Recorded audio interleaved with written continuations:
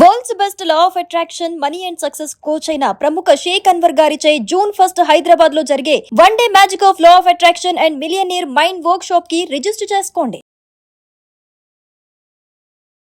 నమస్కారం రాధా గారు. నమస్తే అండి. సో బేసిక్గా మనం చూస్తే ప్రతి ఒక్క విషయంలో కూడా మనం క్వాలిటీ ఎక్స్పెక్ట్ చేస్తూ ఉంటాం. అంటే ఏదైనా ఒక వస్తువు కొన్నా లేదు అంటే ఒక వస్తువు తీసుకున్నా కూడా అది డ్రెస్ విషయంలో అయినా జ్యువెలరీ విషయంలో అయినా క్వాలిటీ ఉందా ప్యూరిటీ ఉందా అని ప్రతి దాంట్లో చెక్ చేస్తూ ఉంటాం.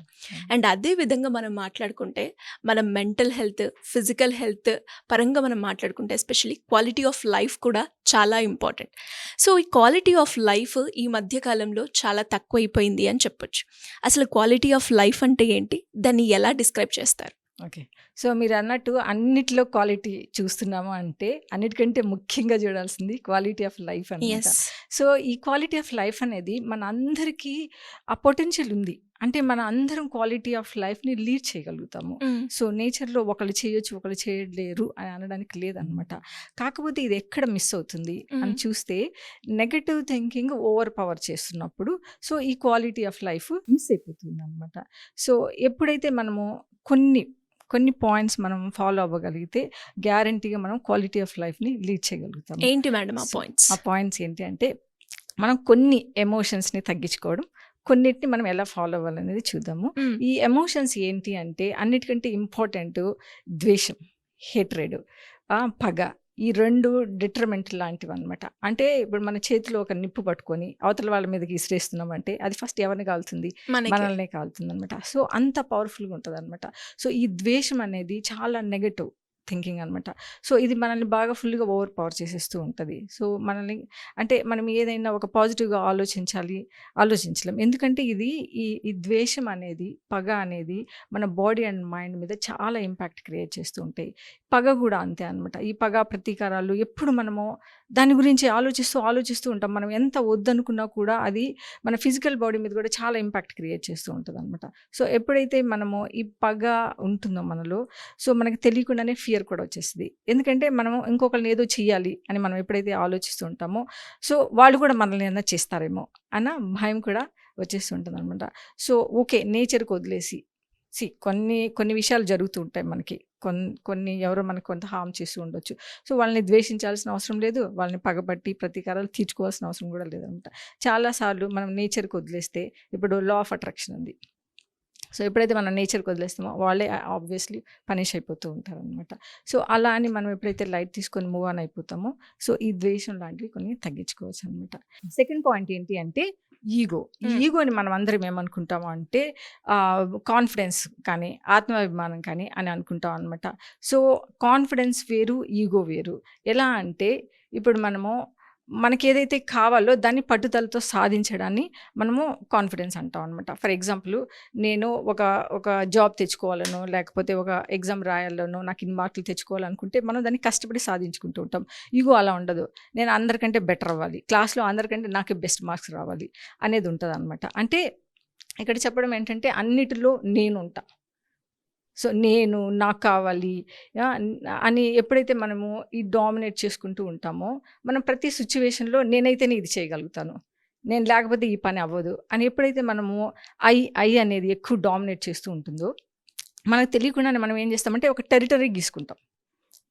ఎవరైనా ఏదైనా అంటే మనము తట్టుకోలేమన్నమాట. సో ఎవరు నన్ను ఏమి అనొద్దు అంటే నేను ఊరుకోను అని ప్రతిసారి మనము ఓవర్ రియాక్ట్ అయిపోతూ ఉంటాం. సో నన్ను ఎవరో ఏదన్నారు ఎందుకంటే ఈ ఐ అనేది మనం చాలా హైగా డెవలప్ చేసుకుంటూ ఉంటాం కాబట్టి సడన్గా ఎవరైనా అంటే కూడా మనము ఈజీగా తీసుకోలేకపోతాం. So that gives you very negative impact అనమాట. సో ఎప్పుడైతే మనము ఐ అనేది లేదు, నా బాధ్యతను మాత్రమే నేను చేస్తున్నాను అనుకుంటే నీకు ఇది తగ్గిపోతూ ఉంటుంది. ఫర్ ఎగ్జాంపుల్ ఏంటంటే ఇప్పుడు నేను కౌన్సిలింగ్ ఇస్తున్నానండి, నా దగ్గరికి చాలామంది కౌన్సిలింగ్ కోసం వస్తారు, కొంతమందికి చేంజ్ కూడా జరిగి ఉంటుంది. కానీ ఎప్పుడైతే నేను కౌన్సిలింగ్ ఇచ్చా అందుకోసమే వాళ్ళకి తగ్గింది అని ఎప్పుడైతే నేను చెప్తూ ఉంటానో సో అక్కడేంటి ఐ అనేది డెవలప్ అయిపోతుంది అనమాట. అంటే సిచ్యువేషన్లు మారిపోతుంటాయి కానీ ఐ మాత్రం పెరుగుతూ ఉంటుంది అనమాట. సో ఇక్కడ నేను చేసిందంటూ ఏం లేదు. సో నేను జస్ట్ కౌన్సిలింగ్ నార్మల్గానే ఇచ్చాను కానీ అది వాళ్ళ ఎఫర్ట్స్ పెట్టి వాళ్ళు దాన్ని తగ్గించుకోగలిగారు.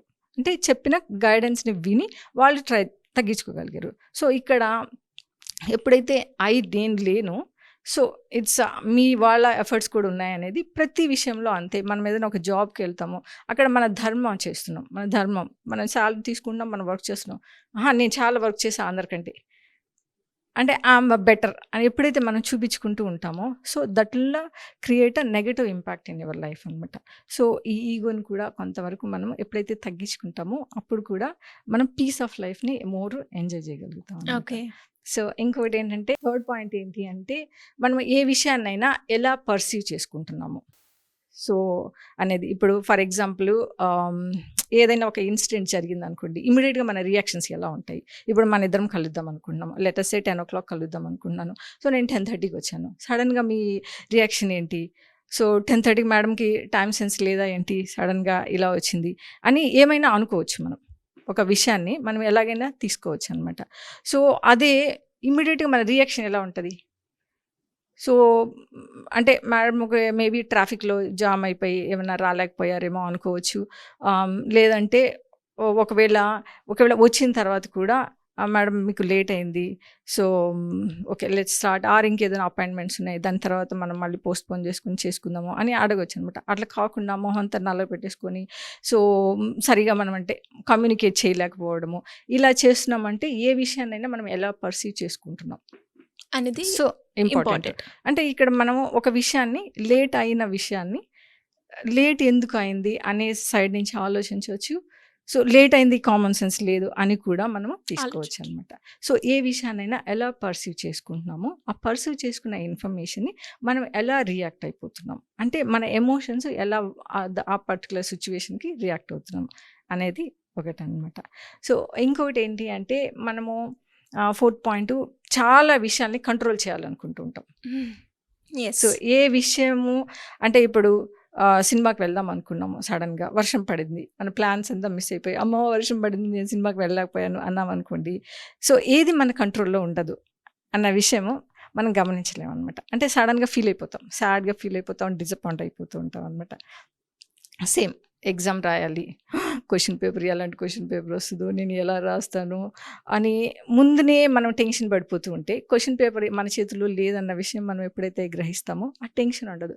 ఏముంటుంది అప్పుడు మనకి, మనం ఏదైతే చెయ్యాలో ఆ పని మాత్రమే మనం చేస్తుంటాం అనమాట. సో అట్లా మనకి ఏదైతే మన చేతిలో ఉండదో మనం కంట్రోల్ చేయలేము. సో దాన్ని మనం ఏదైతే చేయగలమో అంతవరకే మాత్రం చేసుకోవటం వల్ల సో ఈ ఫియర్ అనేది తగ్గుతుంది. చాలా యాంగ్జైటీస్కి రీజన్ ఏంటి అంటే ఇదే, ఫ్యూచర్లో జరగబోయే విషయాల పట్ల ముందుగానే ఊహించుకోవడం, ఆలోచించుకోవడం, భయపడటం. సో ఎప్పుడైతే మనం వేటిని కంట్రోల్ చేయలేము, ఆఖరికి మన ఫిజికల్ బాడీ చూడండి, మన లంగ్స్, మనకి కిడ్నీస్ ఏవి మన కంట్రోల్లో ఉంటాయి. It just we need to accepted things as they are అనమాట. సో ఎప్పుడైతే మనం యాక్సెప్ట్ చేస్తామో, సో అట్లీస్ట్ అర్థం చేసుకుంటాము మన చేతిలో అన్నీ లేవు, so let it be things and I will accept it అని అనుకుంటాము. సో దట్ ఆల్సో అంటే నీ quality of life obviously better అయిపోతుంది కదా. కదా. సో ఇంకొకటి ఏంటి అంటే, 5th, మనము దేన్నైనా మన పర్సెప్షన్లో నుంచే చూస్తుంటాం. సో అవతల వాళ్ళ పర్సెప్షన్ నుంచి మనం ఎప్పుడు చూడడం అనమాట.